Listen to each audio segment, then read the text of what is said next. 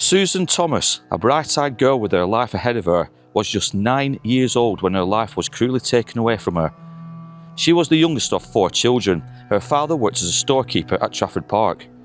She came from an ordinary family, and this crime committed so close to home shattered their entire world. On the 2nd of January 1963, Susan had made her way here to Platt Fields Park, and she came here to watch the skaters, and this was a common thing for young children to do back in the 1960s. And most certainly at the time when obviously this tragic story took place. It had been snowing, the winter months had been extremely harsh. Snow and frost was everywhere.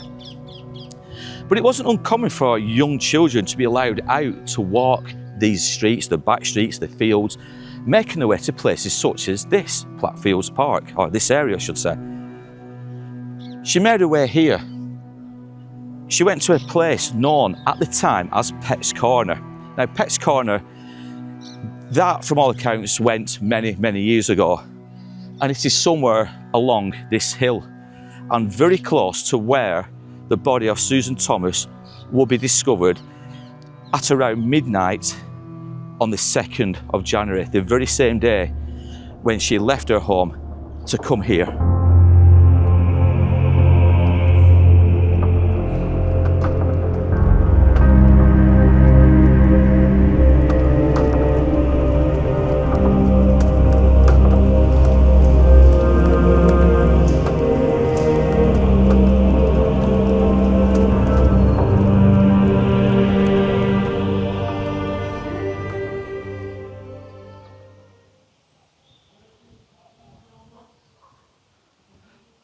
This was formerly known as Pet's Corner.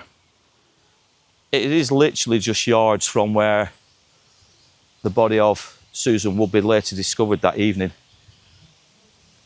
But many believe she actually came here that day, not just obviously to watch the ice skating, but to indeed look at all the animals.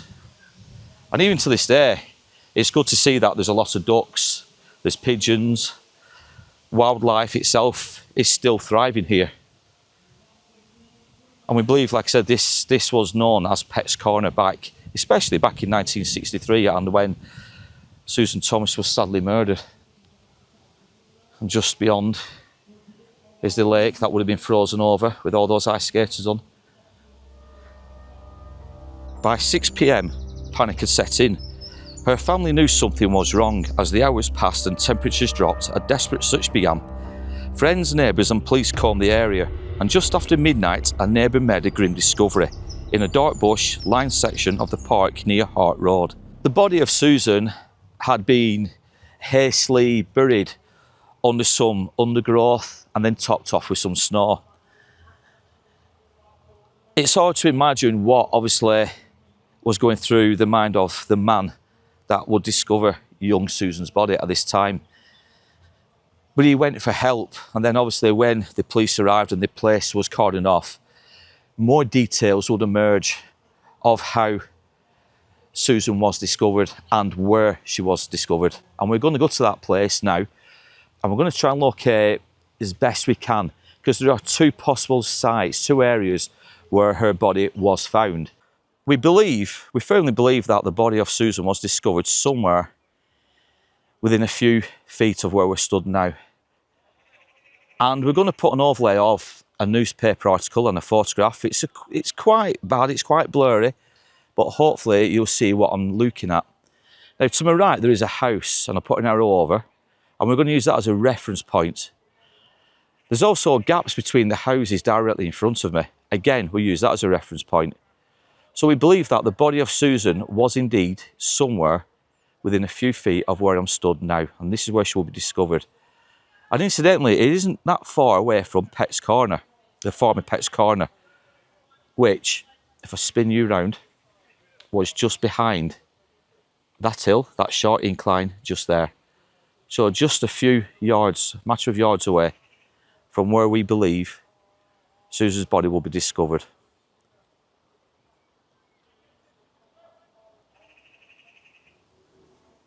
The autopsy of Susan Thomas would later reveal that she had been indeed assaulted, sexually assaulted at that.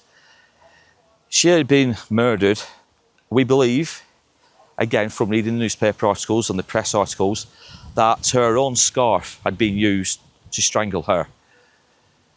Like I said, her body had been discarded like rubbish under some old hearth, bushes, and then obviously topped off with the snow that had fallen. But the police had no leads, and they would go on to set up camp somewhere in and around this park. They had police vans scattered around. They would go on to interview hundreds, and I mean hundreds of individuals, and they would ask where males from the age of 9 onwards, where young boys, young men and adults, where they were any time on January the 2nd, 1963, up until obviously the later hours. They wanted to know their whereabouts, but yet still nothing came out of all these investigations. Now, I guess very little has changed over the years, and this lake, for best of a want a word, it's still being used as a popular destination spot for people. People are obviously, as you can see, on the bikes, they're walking the dogs. But it would have been here where I would presume the ice skating took place back in 1963 when Susan made her way here. And you had a lot of people skating on the ice itself, just directly in front of us. The press were all over this story in the coming days, with some journalists speaking to many people that would also include children. 2 12-year-old girls, Anne Davey and Jennifer Cook, spoke of how they and a small gang of other girls had been playing in the park.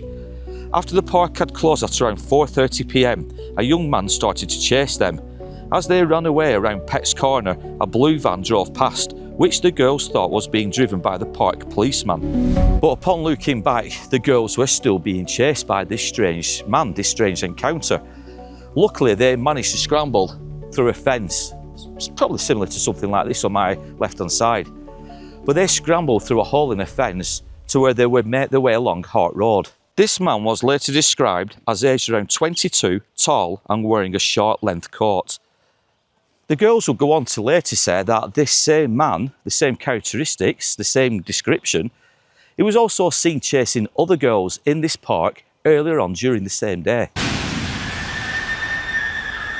Now, we do have to be extremely wary when it comes to young children and them giving details and descriptions and their version of events. And I think the police were certainly aware of this.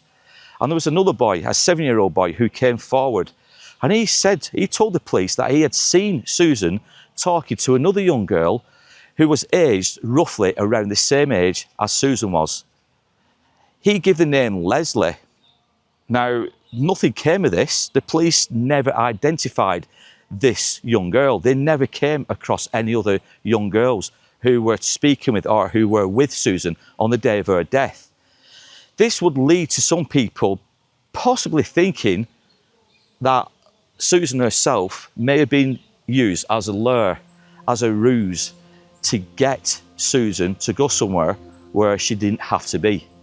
Now, despite detectives trying to fill in the missing details of Susan's movements in those vital hours from the time she was last seen at 2 p.m, walking in Ladybourne Road, Fallowfield, until obviously the discovery of her body shortly just before or just after midnight that same day, they were still no closer to solving the identity of the person responsible for her death. And one neighbour, she would speak to the press in the coming days, telling how the impact of Susan's death had an extreme effect on all the local residents.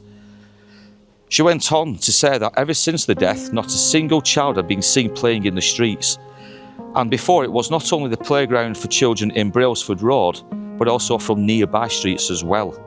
But now the streets were desolate, they were empty. During the investigation, it was reported that over 2,400 premises were visited and over 9,800 questionnaires had been filled in. But yet the police were still no closer to solving this case. Schools were visited, children were questioned. Children were also told to go to and from school in groups, because obviously whoever took the life of Susan, that person may still be close by. It may have been a local, it may have been somebody from out of town or out of the city. But nevertheless, I think the residents, obviously parents, the police, they most certainly did not want children walking around on their own.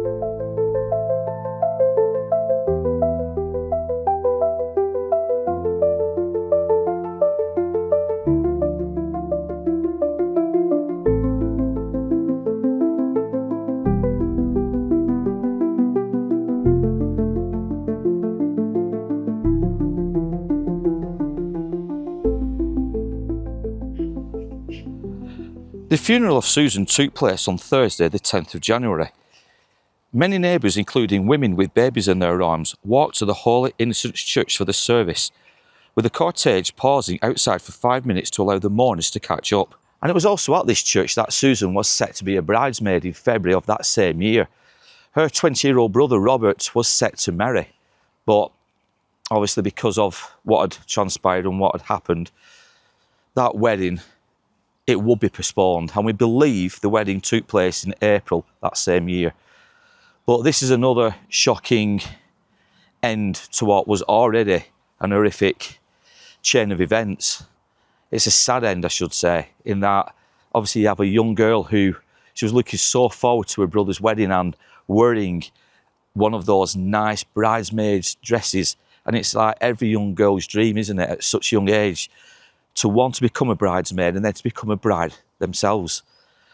So the wedding itself, for obvious reasons, will be postponed. Like I said, and we do believe it was April that same year when Robert would indeed finally get married. After the service, 3 cars made their way here to Southern Cemetery. Family members and people wishing to pay the final respects to young Susan. And here in Southern Cemetery is where Susan Thomas now lays to rest.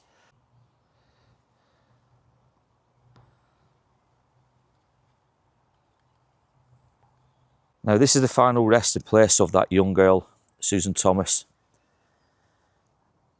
And it's a pity that we've encountered the headstone in such, not a state of disrepair, but obviously it's been neglected somewhat.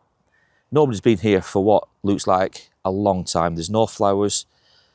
There's nothing to suggest that family members are coming here anymore.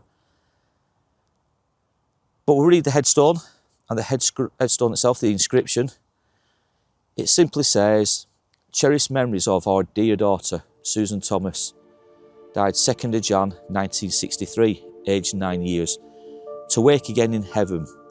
Also Henry, beloved father of above, who died November the 12th, 1981, aged 76 years. So Henry, her father, and that of Susan, are laid to rest here.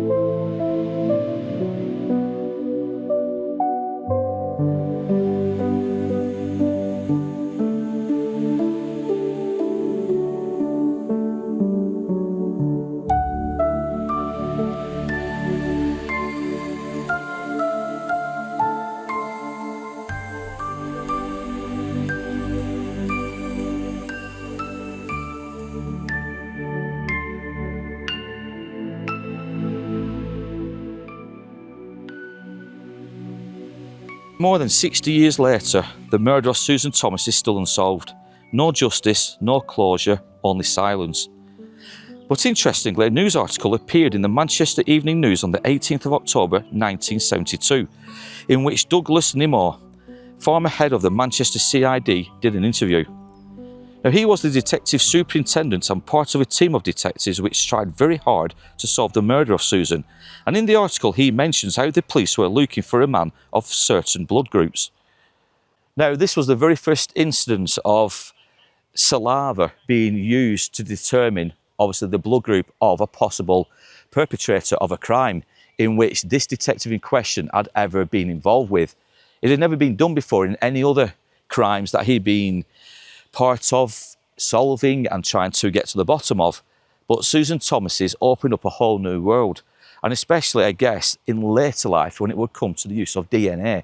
Now, whilst the police may have had a blood group type because of the saliva taken from the body of Susan, at the time in 1963, DNA and the use of it was not available. But despite modern technology, and we're now into 2025, the DNA that they will have from that blood group and from the saliva, it still hasn't matched any known potential suspects. There is nothing on the database that matches up to the DNA profile from the saliva that was found on the body of Susan. We have covered many stories similar to this in that obviously people have been murdered, they've been callously dumped, placed in places where they will be in public view, they would soon be discovered, and yet the perpetrator, the offender, has never been caught. This is a similar story. Susan Thomas's murderer has never been identified, and that person has gone on to live their life perhaps as normal as could be. Whereas Susan, she never had the opportunity, she never had the chance to live a full life. She never went on to have children, grandchildren. She never got married, she never went on holidays. She missed out on so much in her life. But this probably won't be the last story we've ever covered on a crime such as this. There will be more, there will be many, many more. We have to hope that the shadows eventually do lift, and that time eventually will solve this case.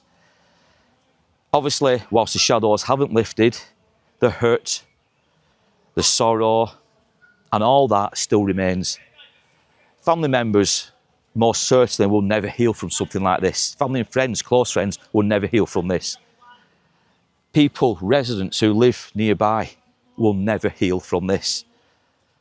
But hopefully, with advances in DNA techniques, with blood types, the perpetrator, the person responsible for Susan Thomas's murder, will be found. Another interesting thing that came out of the interview with Nimmo himself, he went on to say that despite the hundreds of questionnaires, if not thousands of questionnaires that went out, and the number of people they spoke to here in the park, people said they cannot recall seeing a young girl anytime up to and after 2 p.m. that day, which is quite bizarre because a lot of young children. So I can only think that perhaps these people who were interviewed did see young children, but because there were so many, they couldn't pinpoint and narrow down exactly which child they'd seen, the description of the child they'd seen. And this always haunted Nimmo himself, and he said that it was just something he couldn't work out. You know, she was here, Susan Thomas was here, walking the very same steps we're perhaps walking now. The pathways, and especially just to my left where her body was discovered. And yet nobody, no adults especially, could give a clear indication that obviously she was here, she was definitely here. We know she was, but no descriptions from an adult was ever made. The descriptions were always given by children, and this is why I mentioned further back, we have to take some of the descriptions, some of their stories, and we have to tread very carefully with them. But it does seem bizarre, like Nimmo says, how, you know, nearly 200, if not more, adults were spoken to who were in the park that day, that evening, up to 4:30. None of them could give a clear answer as if to say they saw Susan Thomas. It is bizarre. Now, that is all from here at Platt Fields Park. And we hope, again, I said this in a lot of videos, but we hope you've enjoyed today's story. And if anybody does have any recollections or any memories of this awful, awful crime from 1963, comment down below and tell us what really went on here. Tell us what your thoughts were, what the family's feelings were, not just the family of Susan Thomas, but your family's feelings. Like I said, apparently the streets were deserted for many weeks, if not months, after the death of Susan. Parents were frightened of allowing the kids out, and especially more so in the darker months when obviously it was getting darker early on in the evenings. I can understand. But going back to Southern Cemetery and where young Susan Thomas is now buried, I touched upon the grave looking a little bit neglected, and I didn't want that to sound insensitive to any family member. We obviously, we know life does move on and we know people move away, so we don't want that to be disrespectful to the family. But it is such a shame, isn't it, how the headstone itself is now weathering away, the writing's becoming more difficult to read, and it does feel like the name Susan Thomas is slowly being forgotten. I know online, I have read a lot of forum postings, and especially over 12 months ago when they were posted, that people still remember this crime. People who live in and around Fallowfield, Manchester, and especially near this park itself, a lot of people still remember this story, but yet nobody is going to her grave. Now, Vicky touched upon this further back. We noticed that, obviously, Susan's father, Henry, his name is on the gravestone, the headstone, but the mother isn't. Now, we know the mother went to the service because she had to be held up by her husband, but there is no other mention, is there? No, and it is strange when it's a mother and daughter. Yeah, very strange. There's no other mention of Susan's mother anywhere in any newspaper articles that we've come across, and we've come across many, but there's just nothing about her mother. What she was called, did she have a job, where did she work? There was nothing about Susan's mother. So I can only say what I feel, and I'm just wondering, maybe it was a broken marriage, maybe Susan lived with just her father and the mother had moved away. If anybody knows more about the Thomas family, maybe, and obviously back in 1963, how was the family arrangements? Was Susan just living with her father? Had the parents split up?